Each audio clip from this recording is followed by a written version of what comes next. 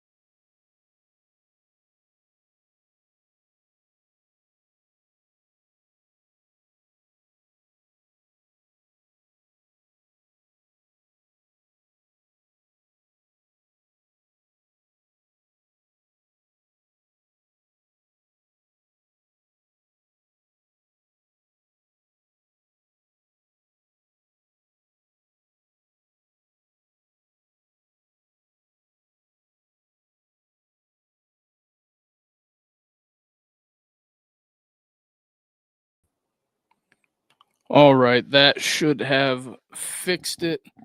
Um, I do believe. Uh, there's that. We are a little blurry here. Let me touch that up with the visuals here.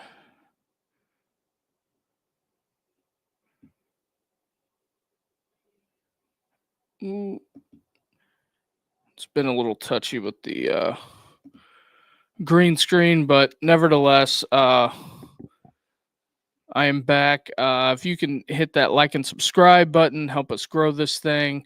That would be much appreciated. We will get right into it with the first topic of the day, programming update. Hopefully, if everything works out, I should be switching to a completely new setup. That's going to be coming down the road. So, yeah, new and exciting stuff. So, we have that coming. But like and subscribe. Appreciate everybody watching. But we will get into what was last night. Sonny Dykes' comments. Um, if I can get it to load, and now I'm frozen. All right. This is what he said to ESPN after the game. We felt a little disrespected. There was a lot of conversation, and none of it was about us. Can't blame the TCU coach on that one. I think the Belichick thing might be over sooner than later.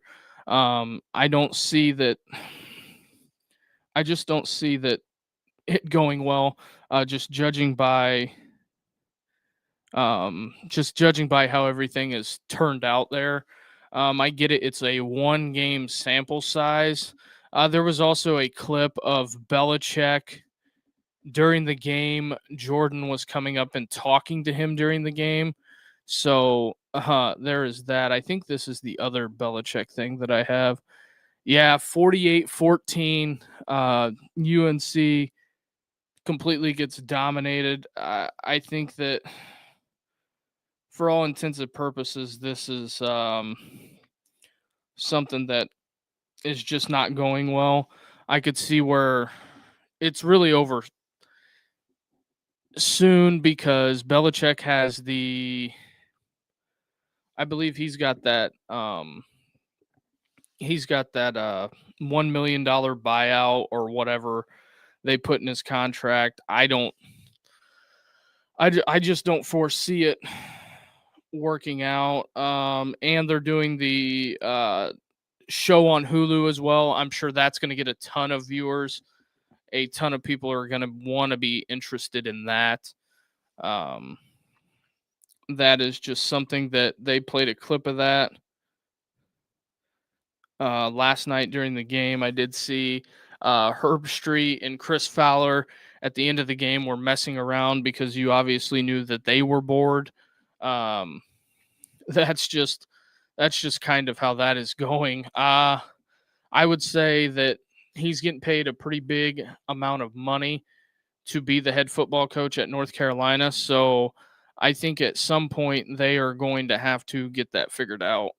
I just don't foresee it going well. They had all kinds of stars in attendance last night at North Carolina. So there is that.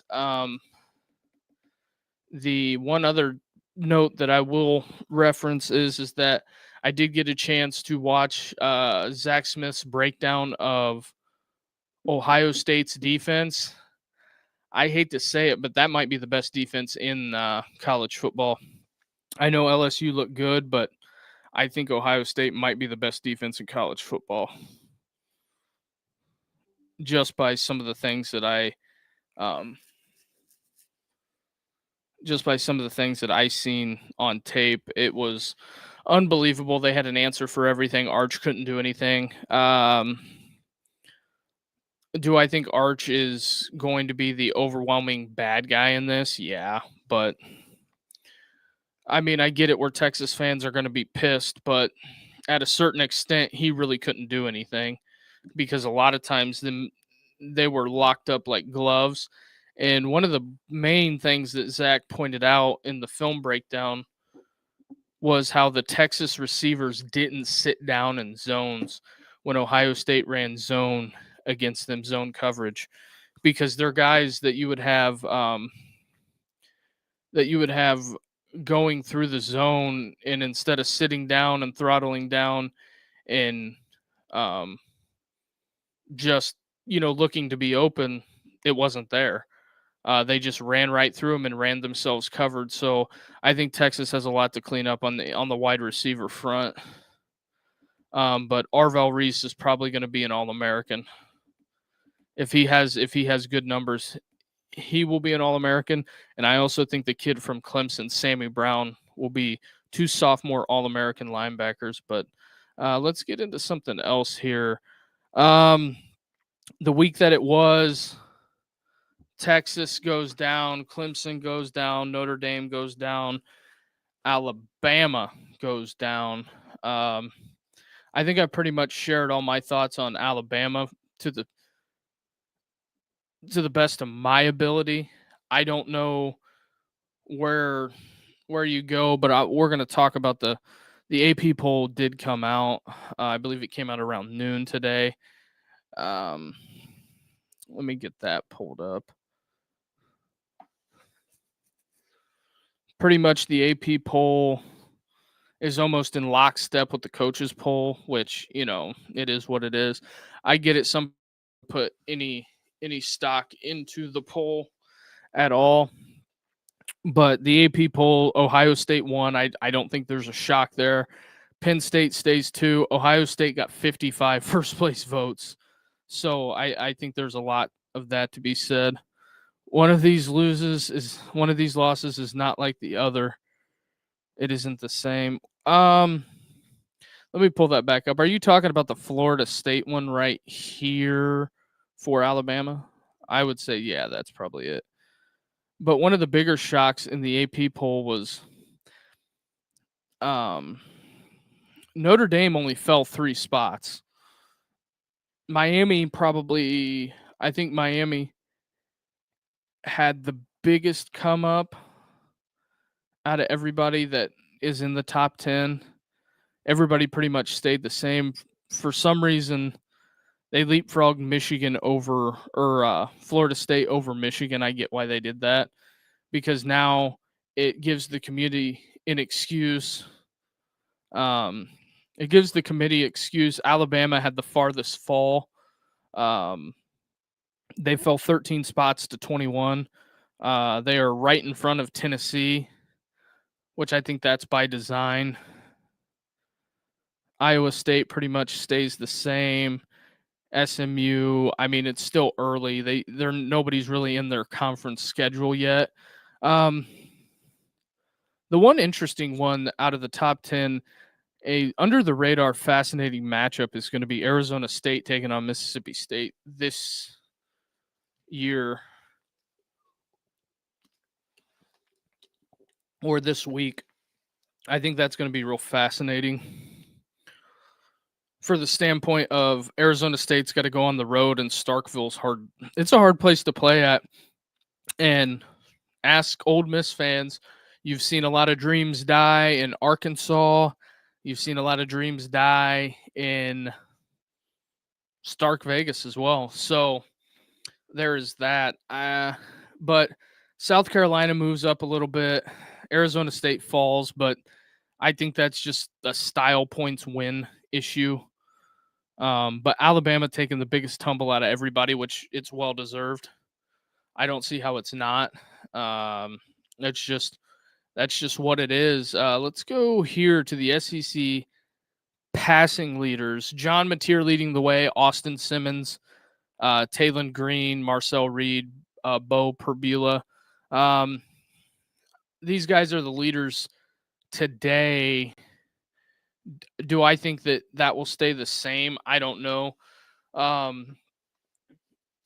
think Oklahoma taking on Michigan this week, we're going to find out a lot about both of those teams. I think that some people would say that Michigan is going to struggle or what have you, but after the Florida State Alabama game, I don't know.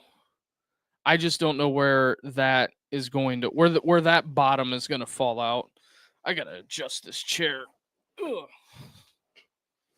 There we go. So I'm up and at 'em. So yeah, those are the big matchup. If I could enunciate the big matchups this week. Ole Miss is traveling to Lexington. I have an eyeball on that. I think that's going to be one of the games that get streamed. It's going to be a dual cast this weekend. I think we're going to roll the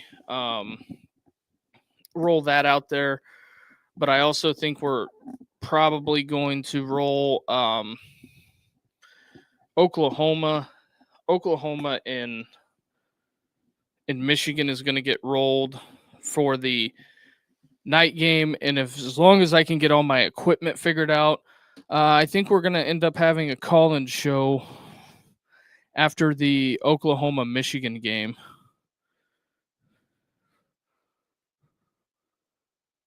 Yeah, I agree with you on that, Dave. Dave's here says Oklahoma Michigan will be for the Heisman hype. Yeah, I agree with you on that. But I guess we could take a detour into the schedule. I put the streaming schedule together for Saturday. I think the one thing we're going to add, we got games on Friday. James Madison, Louisville doesn't really move the needle for me. There's nothing on Friday that moves the needle. Northwestern should beat Western Illinois. Maryland, Northern Illinois. Maryland's quarterback looked good in week one from everything that I'm hearing. I did not see him play per se, so we'll have to see. Eastern Washington's probably going to get pounded by Boise State. But the Maryland, Northern Illinois tickets as low as $6 in that one. If you were in the DMV area and that chose to go watch some college football. Also, in other news, Penn State is switching from Nike to Adidas. I don't know what the terms of the deal are, but I guarantee you it's going to be a big one. I don't know if it'll be 20 million like Tennessee got, but I think it's going to be up there.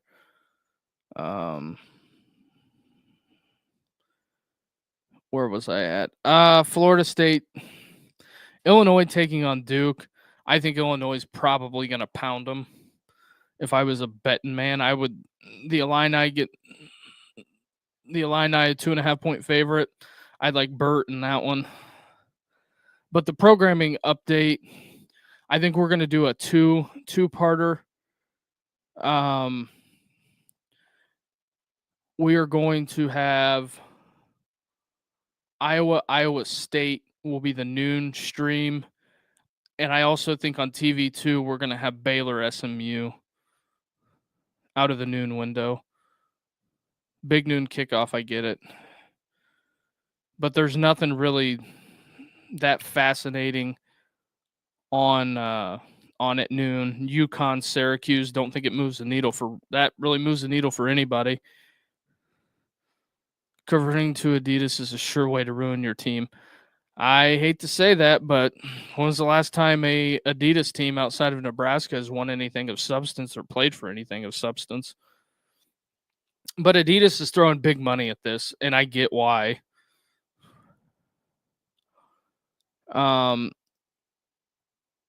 Oklahoma State goes to Oregon. I think they're going to get pounded. Georgia plays Austin Peay. Don't know what we're going to learn from that. Like Ohio State playing Grambling. We're not learning much there. But at 3:30, Ole Miss takes on Kentucky. Clemson bounces back against Troy. Rutgers might start 2-0. They got Miami of Ohio. Cincinnati. Eddie George traveling to Cincinnati. That'll be a fascinating game. Wisconsin should get a win against Middle Tennessee. Even Nebraska. Yeah, you're right, Dave.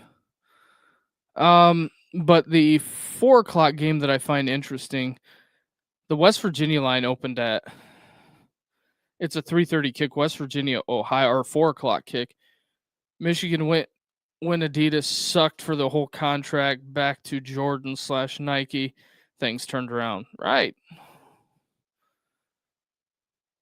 I'm trying to think of when a non outside of Under Armour, Nike, when was or Jordan brand school, when was a when did another school win anything of substance?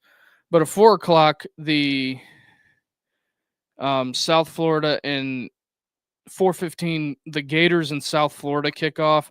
That is going to be coupled with the SEC stream with Ole Miss and Kentucky. And then as you go through, Arkansas takes on Arkansas State. They're making the drive from Jonesboro to Fayetteville. Nothing really of consequence. Miami plays Bethune-Cookman. That's going to be a whole lot of fun. South Carolina State. I think a lot of these networks are out on the majority of these games. A lot of ESPN Plus. Did you see any of West Virginia? I did not. I watched West Virginia play a little bit of Duquesne. I watched it a little bit on my phone, low key. I just don't think when West Virginia plays Duquesne, you learn anything from that. Because Duquesne's an FCS, and it's just two different classes of athletes.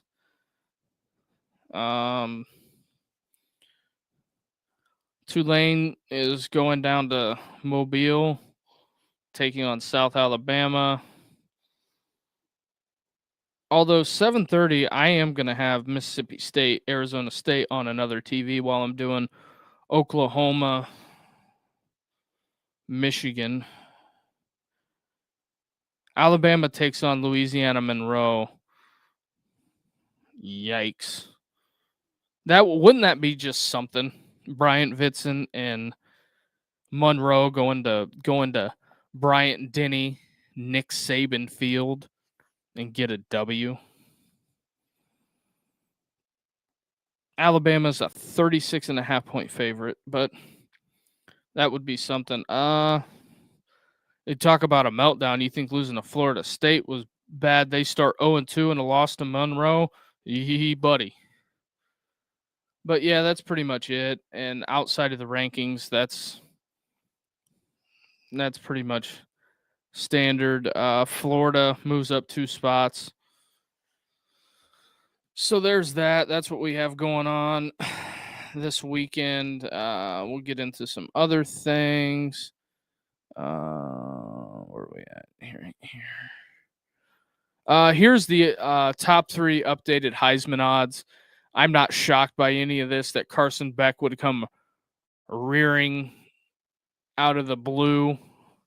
Not shocked by Beck at all hopping in there. I mean, he beat Notre Dame. I get it. It was at home, but they kind of Miami's. I just think in the ACC, you got a long way to go. Garrett Nussmeier leading the way, and I'm also going to check the FD real quick. Congratulations to all you TCU bettors. I'm sure you guys are all thinking you were coming into that with a sweat, and we've seen how that turned out. But what the FD has, Nussmeier plus 800, Sellers Beck, Gunnar Stockton, Cade Klubnik, Arch Manning is still up there. John Mateers on the outside looking in. One that I think will drastically improve their odds going forward is going to be Jackson Arnold and DJ Lagway if they get big wins. Because when you start at the top, the only way you can go is to the bottom. But like AC/DC said, it's a long way to the top if you want to rock and roll. Here's something else I found interesting. We're at the 20-minute mark. If you are checking this channel out for the first time, or if this is the first time you're seeing this and you like this content, hit that like and subscribe button, and so you get informed, so you know that when the channel goes live. We're streaming games on Saturday. I'm doing my best to figure out this new equipment. Spent some big cheese on a mixer, trying to get the going to try to get a call-in show for the folks. Just got to see what we got going there, seeing if I can get the call-in show off the ground and get it moving. Also totally switching equipment. That's not anything you guys have to worry about. That's on my end. I got to get that all worked out. But outside of that, we will have Iowa State, Iowa at noon, and then we're going to do a mix of Old Miss, Kentucky, and then I'll be watching Florida very closely, and then we will have the marquee game, Oklahoma, Michigan. Basically, when that game is about to kick off, we're going to end that stream and we'll go to a new stream. But that's the plan for the weekend. So there's that. Here is something that I found this graphic very. Sorry. Dave's here comments. Mario still screwed up the clock at the end of the game. Lucky it turned out the way it did. Yeah. Mario Cristobal, for whatever anyone wants to say, the clock management and sometimes the in-game management is not the best. I'm just saying. I'm not a football czar, but that's basically just what it is. But here's something with Sarkisian. Through 5 seasons, who's better? Jimbo, Kevin Sumlin, and those are their records. Sark is 2-8. Sumlin is 4-7. And I believe Jimbo's 5-8 versus top 10 opponents, 2-8 against top 5 opponents, 2-4 for Sumlin, and 1-7 for Sark. I think that where this is, I am not shocked by that. I get it. The Texas fans are pissed because they're investing a lot of money into that program. And I hate to say that the results are not there. He didn't win a natty. Well, Jimbo won one at Florida State. So, but here's the updated playoff predictions by Andy Staples. I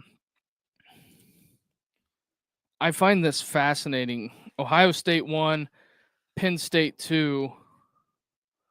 No Oregon on this. Or, well, Oregon's there. No Illinois, Auburn, Illinois, Tech, and Florida being the first teams out. Judging by what I seen out of Tulane, I get it. They played Northwestern, but I think Tulane is in the driver's seat again for the group of 5. They play Ole Miss coming up, and I think they go to Ole Miss. They go to Vaught Hemingway, and I think a loss to Ole Miss is better than a loss to USF. Just in my opinion, they have Miami winning the ACC, LSU winning the SEC, Ohio State Big Ten champs.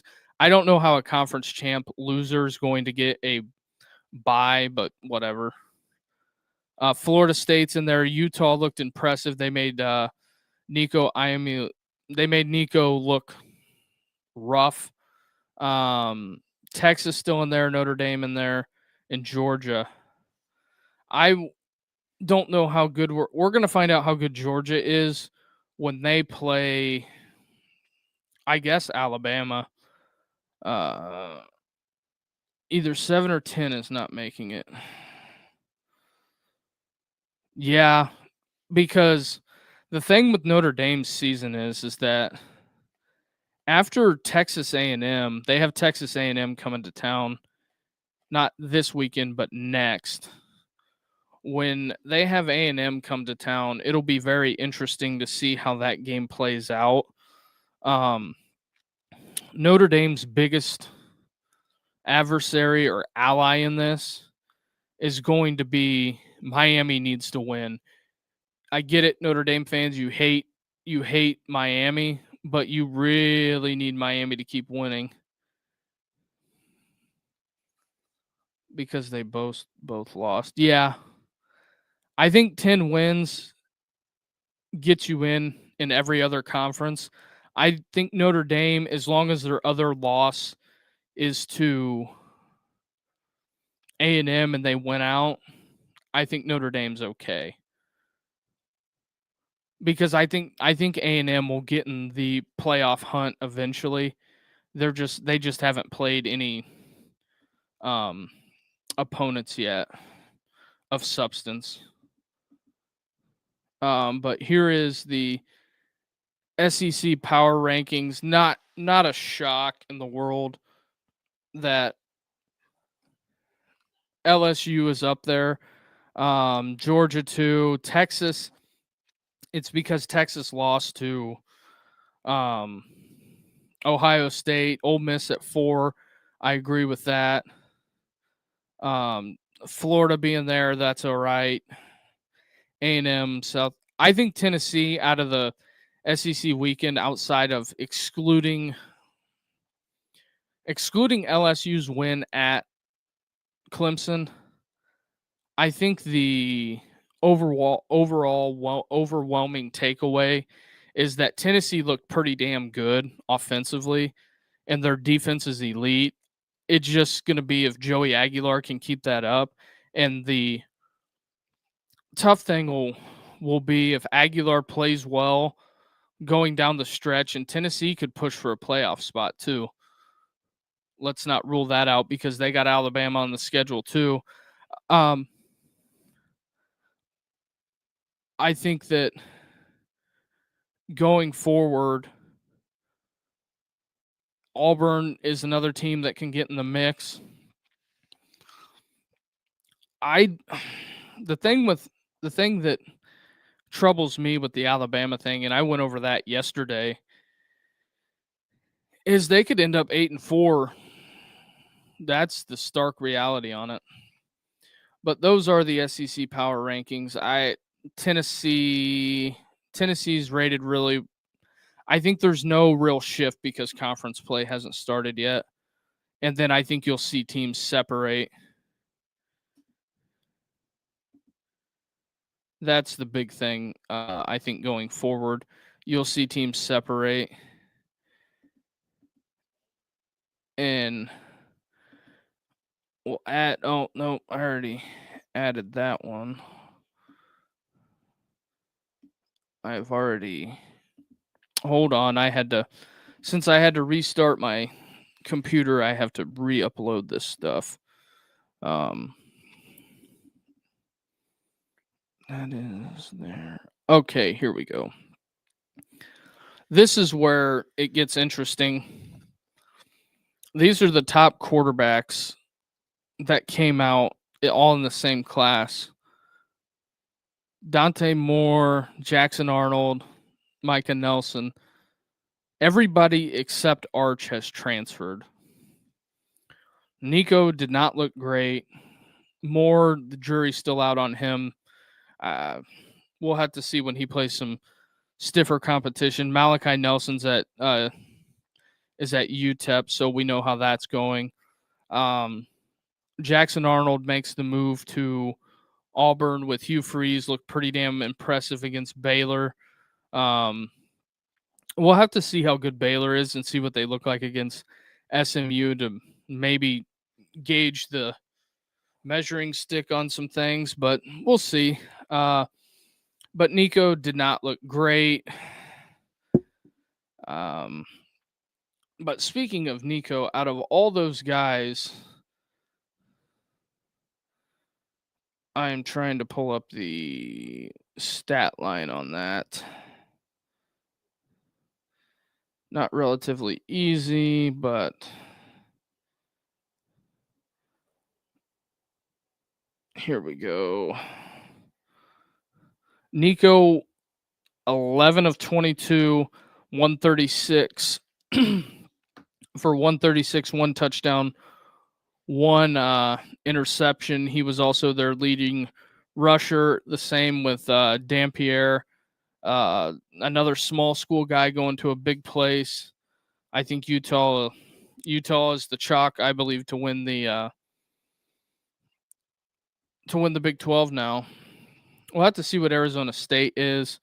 I think Arizona State, I think, is still the betting favorite, but that's just that. Arch threw for 170 yards as well.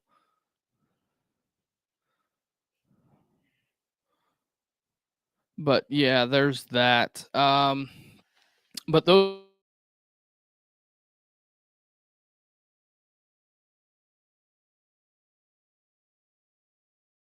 Uh-oh.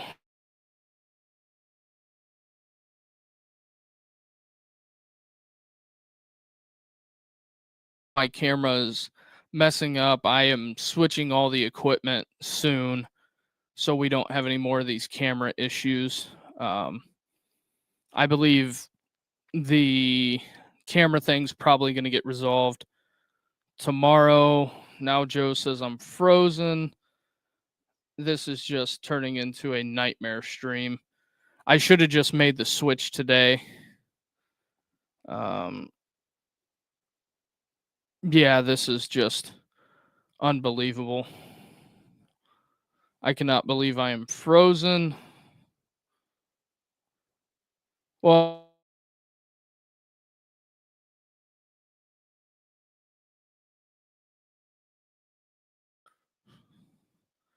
maybe that will fix it.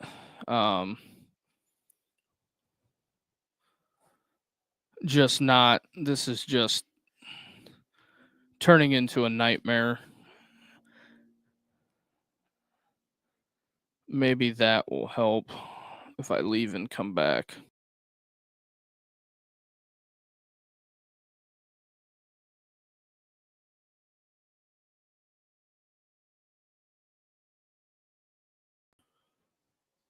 Maybe maybe it's better now. Uh I'm trying to get this thing worked out to see if I can come back and leave. Um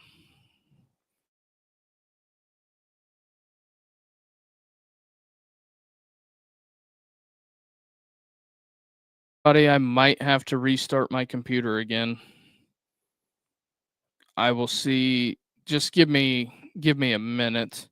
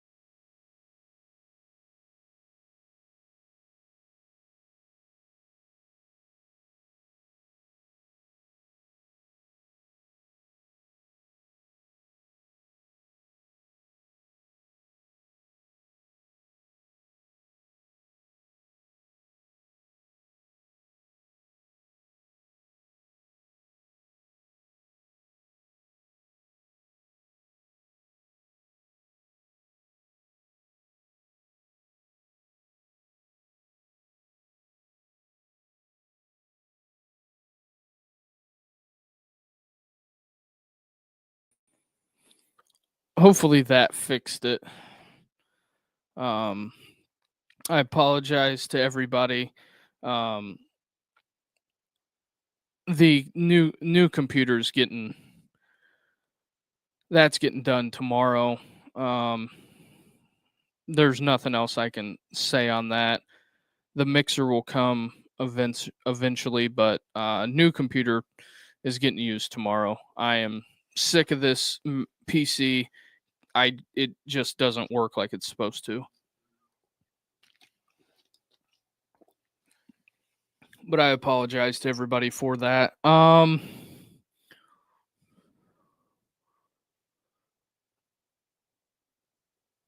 Yeah, so getting that done. Um but yeah, outside of that, let's see here. Uh go to some of the stats that I found interesting. Trying to get those pulled up as we speak.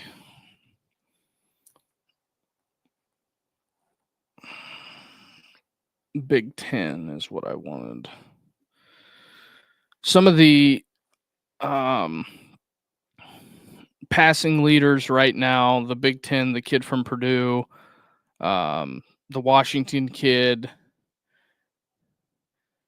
But I think one of the overwhelming themes is I think the Big Ten's going to have multiple multiple big time passers. I want to say, even though the Big Ten is more for ground it and pound it, but I'll be interested to see what Julian Sand looks like going forward. The Washington kid at Maryland, I think, will be interesting. Um, it's just kind of one of those things that we have here going forward. We have a very small sample size, but I was going to pull up some schedules real quick while we were looking at those Big Ten stats. And I brought up Tulane earlier, and to look at their schedule, come on. to look at Tulane's schedule, they go to South Alabama, then they have Duke, Ole Miss, Tulsa, and then their conference schedule. I think that Tulane has a very, very interesting. They have two academics kind of keeping that academic thing there. Keeping the academic thing there with Duke and Northwestern.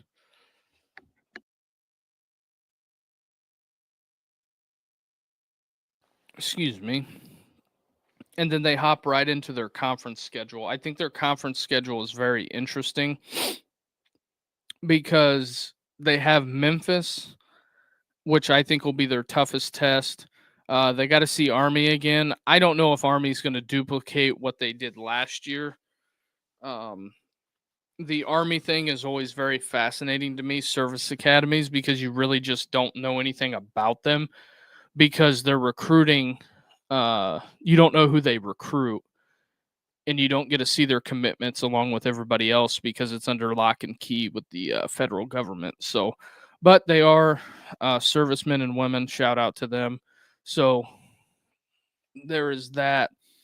But as I'm looking at these schedules, Tulane, I don't see anybody that could give them really any issues except Memphis.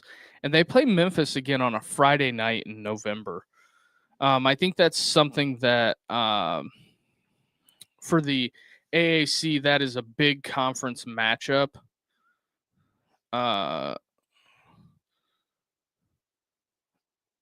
Just that going forward, I think that's a big conference matchup for them.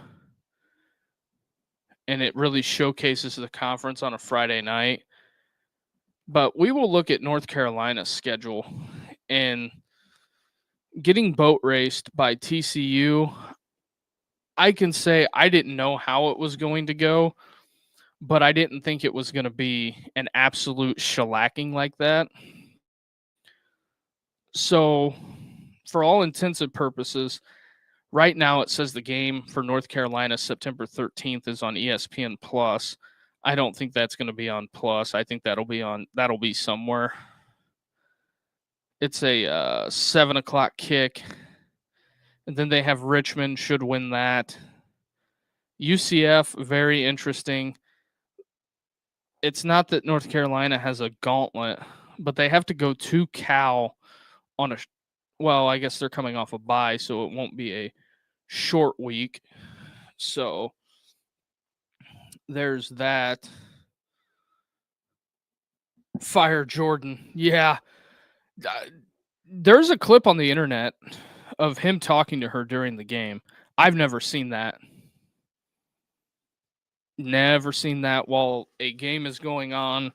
The significant other is talking to the coach coaching the game. But after Clemson, they have a bye. They go to Cal. Virginia comes to Chapel Hill, on the road at Syracuse on a Friday night. And then they have Stanford that comes to Chapel Hill, clear across the country. Then they go to Wake Forest, which it's Wake Forest.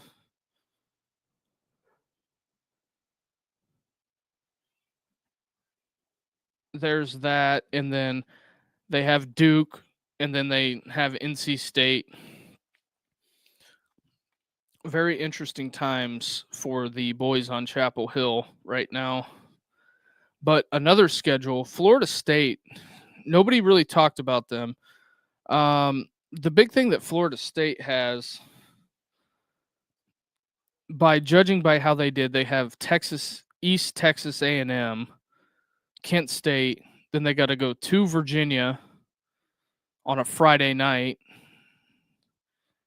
And then I believe they have a bye. And then they have Miami's coming to Tallahassee, Pitt back to back. I'm game ready. It's Tuesday. This is going to be a long week. Oh, yeah, I hear you on that. I believe the NFL opens on Thursday night. Dallas and Philly, which that might be a bloodbath. I don't think this is just me. I know this is an NFL show. I just don't think the Cowboys are going to be worth a damn this year. I really don't. But anyway, they have Stanford at they got to go to Stanford at 10:30. And the one thing, as over the years watching as a, well, I guess I can't even say that because Stanford lost to Hawaii. It's going to be hard for Frank Reich to pull one out there, I think. And then they got to go to Clemson. Virginia Tech looked decent against South Carolina. They have NC State, and then Florida comes to town the last week of the year. So with that Alabama win, outside of Miami and Florida and Clemson, it looks like Florida State should have a pretty, not a manageable way to get there. But since we mentioned Stanford, we will look at that. Stanford loses by a field goal. They got to go to BYU. Then they got to go. Then Boston College travels west. They have SMU, Florida State, and Miami. And then they end with, they got to go to South Bend to end the year. That is not a team-friendly schedule for Stanford. But we have some other stuff.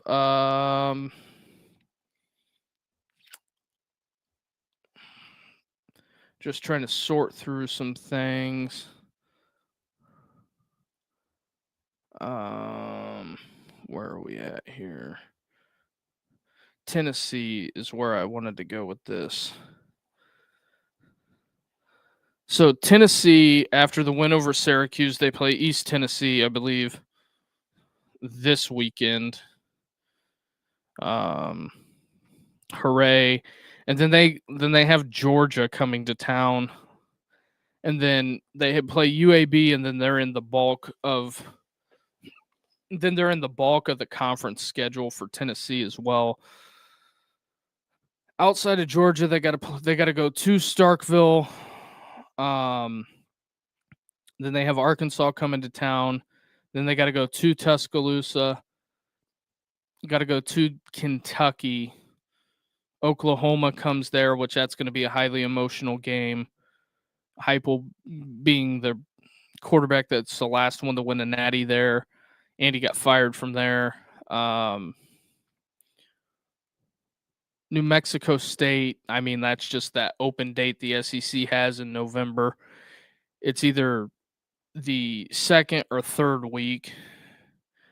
And then they got to go to Florida at the end of the year, which that Florida game's going to, if Tennessee does pretty decent, which Tennessee's ticket prices are outrageous. Oh, sorry about that. Tennessee's ticket prices are outrageous. For the Oklahoma game, tickets as low as $256. The Georgia game, they're up to $331. But to tell you, if I had Tennessee season tickets, that would be a sell for me. I'd watch that one at home. But I'm also somebody that is not a big I'm not a big stadium watching for football. I would rather be sitting at my house because there's no line for concessions and no line for the bathroom.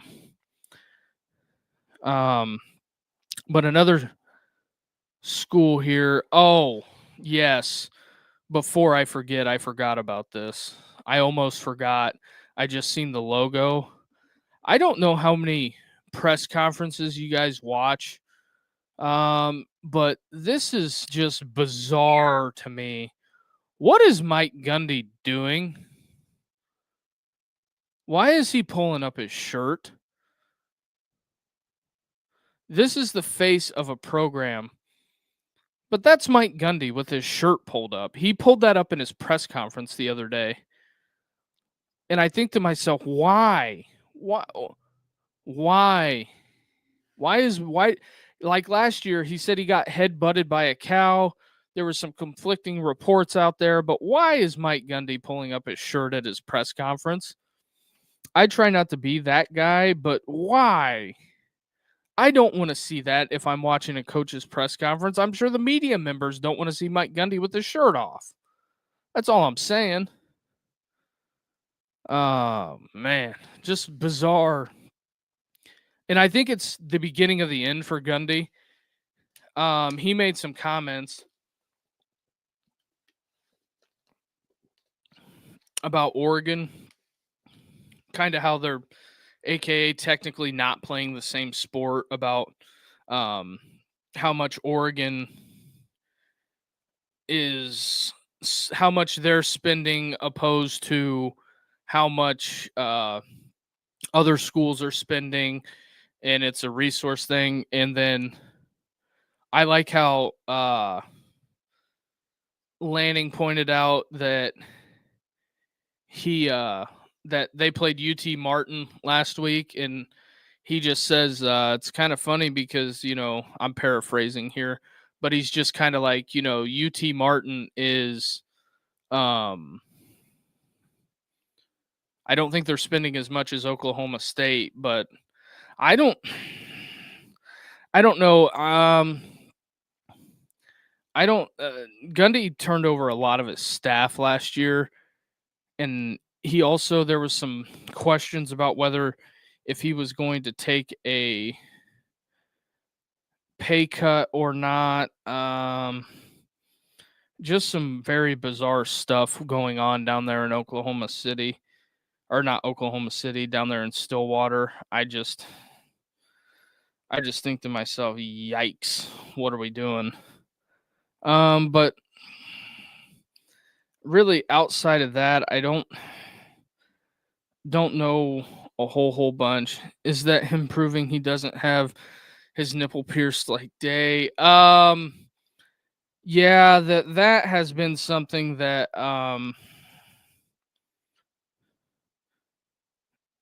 that's very fascinating, that has taken a lot of taken on a life of its own going forward. Just very bizarre set of circumstances. Um,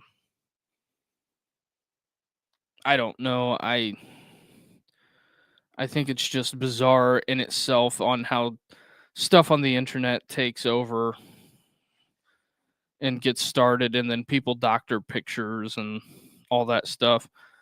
Whether Day has a nipple ring or not, he Texas, so I think that's what matters. Trying to see if there's anything else pressing.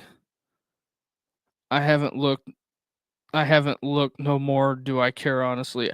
I don't care. I mean, Ryan Day could have a nipple ring connected by chains under his shirt. I don't know.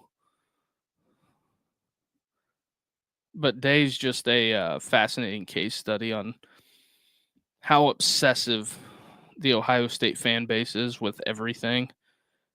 And they're very sensitive as well. Don't let them fool you. They're sensitive.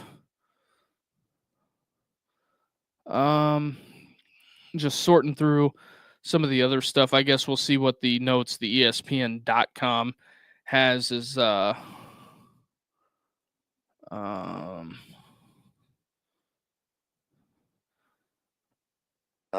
yeah, some Vanderbilt kids are suing over the eligibility stuff because the NCAA gives you 5 years to play 4. They want to know why they don't get the 5th year to play. I just don't know. I've never met a generation of kids who want to stay in college longer. I get it. Some of you guys are not going to play in the NFL, but at a certain point, you are taking up spots for high school kids, and I just don't think that's good. We already discussed the Gundy thing. It looks like the Edwards kid for Wisconsin not going to be playing this weekend. It says likely out. So who knows what that's going to look like, honestly, for Wisconsin. Belichick's big thing is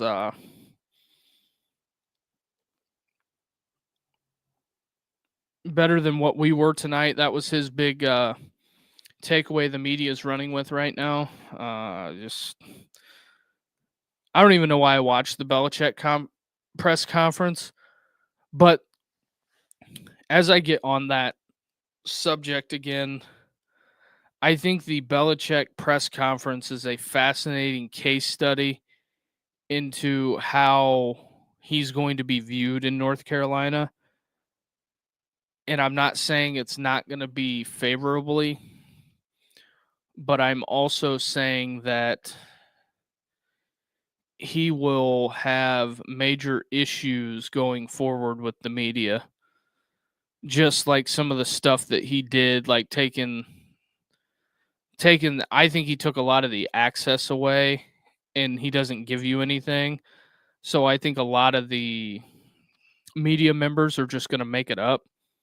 Well, they're not going to make it up. There's just going to be a lot of speculation around North Carolina. And I think that the line of questioning he was receiving was not favorable. And I'm not saying that in a negative connotation towards the people asking the questions. I think they are setting it up for a media coup in North Carolina. I think that is coming. And I think the local guys will turn on him fast. And I don't think they're quite there yet. But if it comes out to where it's, I don't know, 5 or 6 of these losses that look like this to where they're getting absolutely boat raced, I could see where this negative articles are going to start coming. And also, I think the bigger thing to keep Belichick in line is he's got to be told no on some avenues, because when they start coming with their pitchforks, I know some people that were college coaches think that doesn't matter, but I think Belichick will start trying to yank credentials. And I think once you start doing that, you don't put the toothpaste back in the tube, because some coaches want the school websites, the message boards, to be on the same page, kind of like at Ohio State. They don't report anything negative. They just kind of leave it alone. When something negative happens, they just brush it under the rug or don't talk about it, to where it doesn't get out to the national media, but there's always murmurs and whispers. But I think that because of the situation and who he is, when something bad happens, it's going to be plastered all over ESPN. And I don't think there's going to be putting that toothpaste back in the tube, whether somebody gets arrested or something like that. I don't think the Hulu show is going to be interesting if him and Jordan have executive producer rights to cut certain things out. I think it'll be blatantly watered down, and it's not going to be a real look into the football team. Although I do think it's very, very troublesome. He's talking to her on the sidelines while the game is going on. And I think the brass at North Carolina, when the Jordan stuff first hit, it was a negative PR thing. And I think they were like, yeah, that is what it is, and we can weather that storm. But when we kick that ball off, by God, we got the best there ever was. And I think they were excited for a drive and a half, and then they went 3 and out, and then TCU scored. I think it was, all right, we're in this, and then TCU scored again and again and again and again. I think it was 35 unanswered points, and I think that's kind of like, what do we got going here? But I also think that somehow it's going to be very, very interesting on how that whole story is told and how it is led on. But I guess we've hit the hour mark. Appreciate everybody who's watched tonight. If this is your first time finding the channel and you like this content, turn on the bell notifications and hit that like and subscribe button. Help us grow this channel. That is what we're doing. Hopefully tomorrow I will have the equipment issues fixed once and for all to where we don't have to deal with this ever again. The new laptop is here. The mixer is here. Just got to get everything set up and then probably call and show Saturday night for you guys and get the number and the logistics, all of that around. And hopefully we can be cooking with peanut oil. So there's that. Appreciate everybody again. And we're closing in on 500 subscribers. Appreciate it. And if you know anybody's a college football fan, send it to them, minus the camera malfunctions. But outside of that, we will talk to you guys tomorrow. Have a good night, everybody.